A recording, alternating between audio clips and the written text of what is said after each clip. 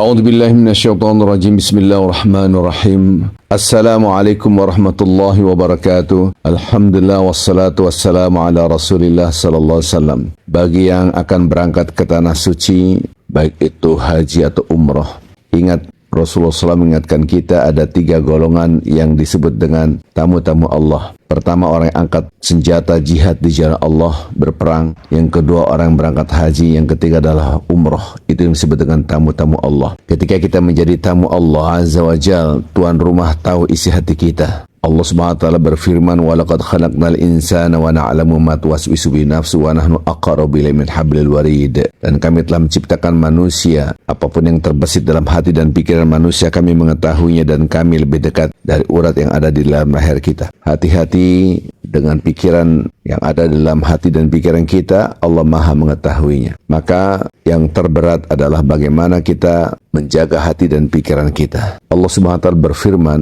yang mana ini menunjukkan kenapa disebut dengan tanah suci. Surat At-Taubah ayat 28, ya ayyuhalladzina amanu innamal musyrikuuna najas fala yaqrabul masjidil haram ba'da 'ammi hadza. Hai orang beriman, innamal musyrikuuna najas.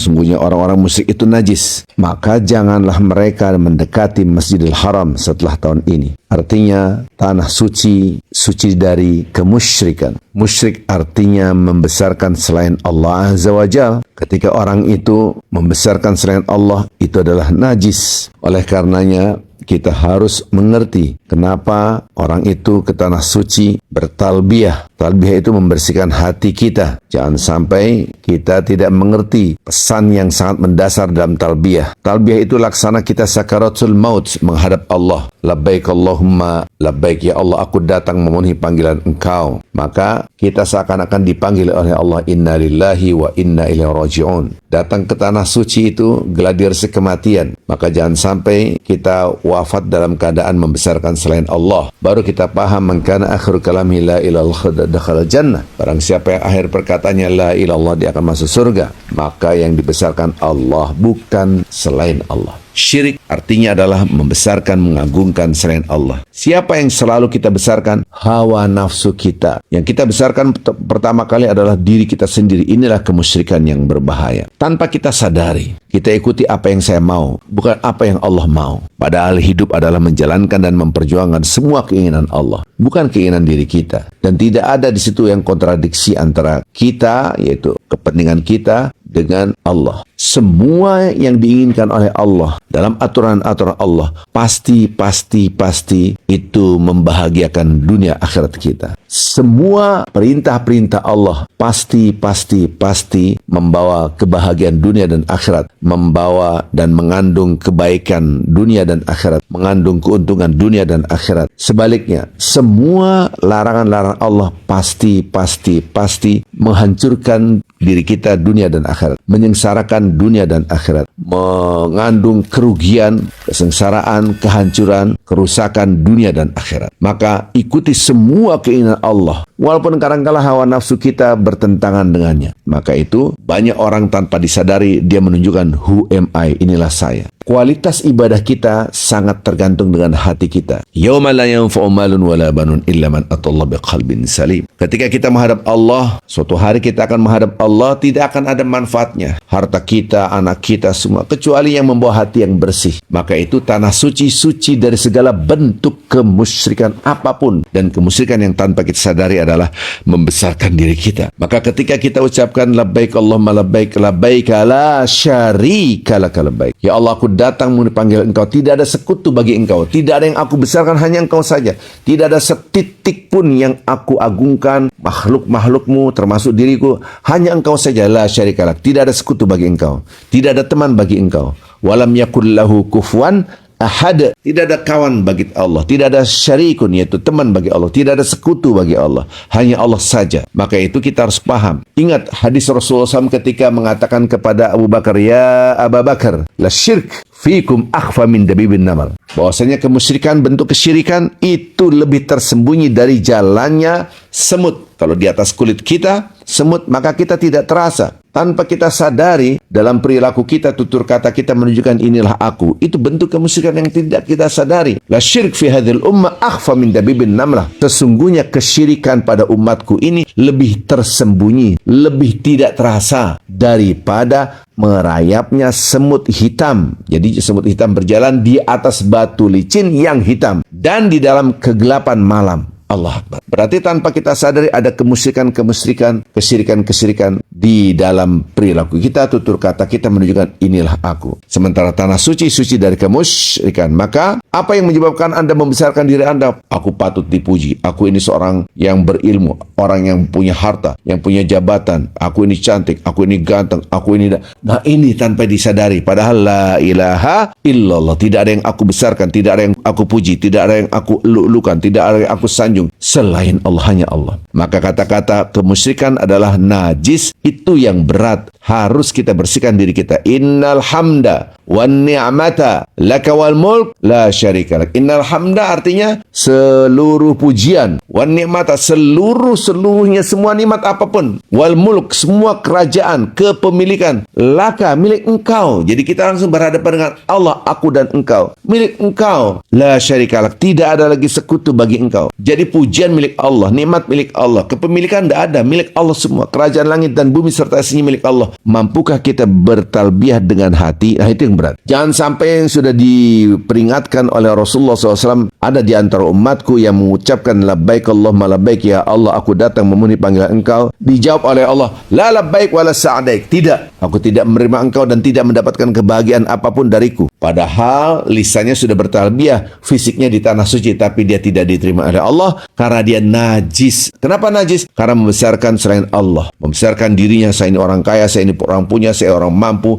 Anda belum kenal saya, Anda tahu saya siapa, dan seterusnya. Ini orang-orang yang secara fisik di tanah suci, tapi di mata Allah dia tidak diterima oleh Allah Azza wa Jalla. Na'udzubillah min zalik. Maka kata-kata innal hamda wan ni'mata laka wal mulk, semua pujian, semua nikmat, semua apapun, kepemilikan, semua milik Allah. Jangan menunjukkan inilah aku. Maka kita berpakaian ihram, laksana kain kafan. Ketika kita sudah berhak menghadap Allah, sakaratul maut, dan kita mati dan dikafani, apa yang Anda banggakan? Anda punya jabatan setinggi apapun, Anda punya titel profesor doktor, Anda punya bintang sehebat apapun, jenderal paling tinggi, panglima tertinggi, tidak, Anda seorang raja sekalipun, Anda seorang presiden sekalipun, nothing, semuanya tidak ada apa-apanya. Maka itu, haji dan umroh itulah salah satu bentuk titik klimaks kepasrahan, ketundukan. Islam artinya adalah al-khudu' wal-inqiyad, tunduk dan pasrah. Muslimun artinya orang yang tunduk dan pasrah. Maka rukun Islam yang terakhir adalah haji. Haji itu menuju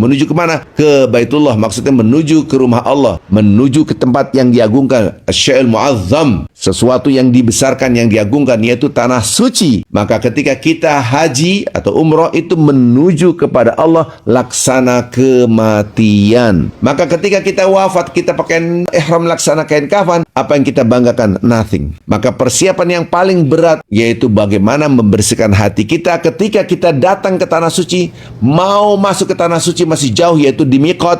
Ketika kita di miqat mengucapkan labbaik Allahumma labbaik, labbaik la syarika lak, labbaik ya Allah aku datang memenuhi panggilan engkau, ya Allah tidak ada sekutu bagi engkau. Innal hamda wan ni'mata laka wal mulk la syarika lak, ya Allah segala puji, segala nikmat, segala kepemilikan kerajaan langit dan bumi serta sisinya hanya milik engkau, tidak ada sekutu bagi engkau, hanya engkau saja. Kalau betul-betul hati kita mengucapkan gitu, hati kita bersih, maka Allah akan menyambut kita labbaik wa sa'daik, aku menerima engkau hai hambaku dan engkau akan mendapatkan kebahagiaan dariku. Itulah yang disebut dengan tanah suci. Hati kita disucikan dari segala bentuk kemusyrikan. Maka upayakan kita menyiapkan zikiran la ilaha illallah wahdahu la syarikalah, lahul mulk wa lahul hamd wa huwa ala kulli syai'in qadir. Atau la ilaha illallah wahdahu la syarikalah, lahul mulk wa lahul hamd yuhyi wa yumit wa huwa hayyun la yamut biyadihil khair wa huwa ala kulli syai'in qadir. Apapun namanya zikiran itu, silakanlah kita banyak-banyak berzikir la ilaha illallah wahdah. Tidak ada Tuhan selain engkau, yaitu Allah. Tidak ada Tuhan selain Engkau, maksudnya tidak ada yang aku agungkan, tidak ada yang aku sembah, tidak ada yang aku besarkan. Yang berhak diagungkan dan disembah hanyalah Allah. Tidak ada yang berhak untuk dibesar-besarkan, dipuji-puji selain Allah. Wahdah, hanya Allah saja. La syarikalah, tidak ada selain Allah, hanya Allah saja. Lahul mulk walahul hamd. Allah yang memiliki kerajaan langit dan bumi serta sisinya. Kepemilikan hanyalah milik Allah. Walahul hamd. Dialah Allah yang punya pujian, semua pujian. Tidak ada setitik pujian yang layak melekat pada diri kita. Yuhyi wa yumit. Dialah Allah yang menghidupkan dan mematikan. Wa huwa hayyun la yamut. Dialah Allah yang maha hidup selama-lamanya. Biadil khair, di tangannya Allah semua kebaikan. Wa huwa ala kulli syai'in qadir. Dialah Allah yang berkuasa atas segala sesuatu. Jadi, banyaklah berzikir la ilaha illallah wahdahu la syarikalah, yang kita hafal saja. Lahul mulk walahul hamd yuhyi wa yumit wa huwa ala kulli syai'in qadir. Sebanyak-banyaknya dengan hati. Kemudian upayakan kita hafal zikiran yang singkat. Jadi Abu Bakar tadi diingatkan, hai Abu Bakar, kesyirikan itu lebih tersembunyi dari jalannya semut. Bagaimana ini? Maka Rasulullah SAW mengajarkan, bacalah zikiran ini sehingga kita bersih dari kemusyrikan. Allahumma inna na'udzubika min an nusyrika bika syai'an na'lamuh wa nastaghfiruka lima la na'lamuh. Harus hafal ini, paling tidak bahasa Indonesianya sajalah. Ya Allah, aku berlindung kepada Engkau dari kesyirikan kepadamu, minta perlindungan kepada Allah dari kesyirikan yang kami sadari.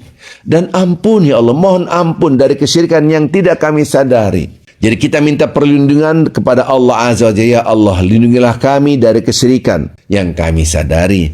Ya Allah, mohon ampun dari kesyirikan yang tidak kami sadari. Mungkin tutur kata kita menunjukkan inilah saya. Maka kita bahasa Indonesianya minimal, ya Allah, lindungilah kami dari kesyirikan yang kami sadari. Ampun ya Allah, mohon ampun dari kesyirikan yang tidak kami sadari. Allahumma inna na'udzubika min an nusyrika bika syai'an na'lamuh wa nastaghfiruka lima la na'lamuh. Maka persiapan yang terberat adalah membersihkan hati kita agar betul-betul hati kita bersih. Maka banyak berzikir la ilaha illallah wahdahu la syarikalah dan seterusnya sampai wa huwa ala kulli syai'in qadir. Ketika hati kita bersih, maka belum melakukan apapun sudah diterima oleh Allah. Adapun doa-doa yang lain, Anda bisa berzikir menyebutkan nama Allah, bertasbih, bertahmid.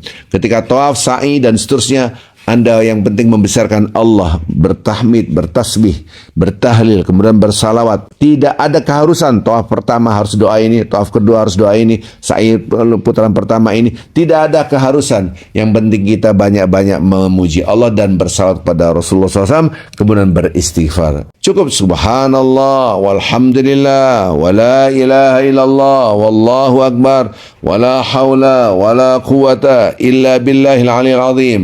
Wassalatu wassalamu ala Rasulillah sallallahu alaihi wasallam. Itu sudah dahsyat. Saya rasa ini aja dulu. Yang terpenting yang dan terberat adalah membersihkan hati kita. Biasakan apa yang Anda lihat ini milik Allah. Lihatlah rumah Anda milik Allah. Lihatlah rumah Anda milik Allah. Kemudian ada orang memuji Anda. Ini pun pujian milik Allah, tidak layak buat kami. Itulah kata-kata innal hamda wa ni'mata laka wal mulk. Tapi kalau lisan kita berzikir ini, tapi hati kita, Anda belum kenal saya, siapa saya seorang bla bla bla, saya ini adalah ini, saya ini, saya merasa dihina. Orang yang merasa dihina, orang yang gampang tersinggung, orang yang gampang marah, orang yang gampang ngambekan, itu sesungguhnya dia merasa pujian milik aku, bukan milik Allah. Maka hatinya kotor. Hatinya kotor, bagaimana akan diterima oleh Allah di tanah suci?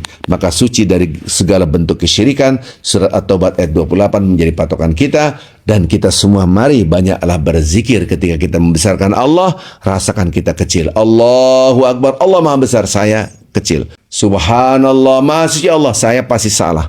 Nggak ada manusia nggak salah, sehebat apapun. Semua makhluk salah, yang tidak salah hanyalah Allah. Subhanallah. Alhamdulillah, segala puji milik Allah, semua pujian milik Allah. Tidak ada satu pujian pun yang melekat pada diri makhluk-makhluk Allah. Walaupun matahari begitu gagah, tidak punya pujian, langit dan bumi serta isinya tidak punya pujian, segala puji hanyalah milik Allah. Begitu cara berzikir, bukan hanya Allah Akbar, Maha Besar, Maha Suci Allah, kemudian segala puji milik Allah, innal hamda wa ni'mata lakal mulk, segala puji milik engkau, segala nikmat milik engkau, segala kepemilikan milik engkau. Bukan begitu. Kalau segala puji milik engkau, innal hamda wa ni'mat, segala nikmat milik engkau, segala kepemilikan milik engkau, aku tidak punya apa-apa. Nah, tidak punya apa-apa inilah titik namanya ketakwaan atau kekhusyuan atau titik hati yang bersih. Maka ketika hati kita suci bersih, masuklah ke tanah suci dan Anda akan diterima oleh Allah. Tapi kalau hanya berzikir Allah Maha Besar, Allah Maha Besar, Allah Akbar, tapi tidak mengembalikan pada diri kita, susah. Allah Maha Besar, saya kecil. Allah Maha Suci, saya kotor. Segala puji milik Allah, tidak ada setitik pujian yang layak melekat pada diri hambamu. Ya Allah, aku hambamu yang lemah. La haula wa la quwata illa billah. Maka kita minta proteksi, Allah lindungilah kami dari segala kemusyrikan, kesyirikan yang kami sadari. Ampun ya Allah, mohon ampun dari kesyirikan yang tidak kami sadari. Mudah-mudahan ini menjadi bekal singkat, padat, dahsyat. Assalamualaikum warahmatullahi wabarakatuh.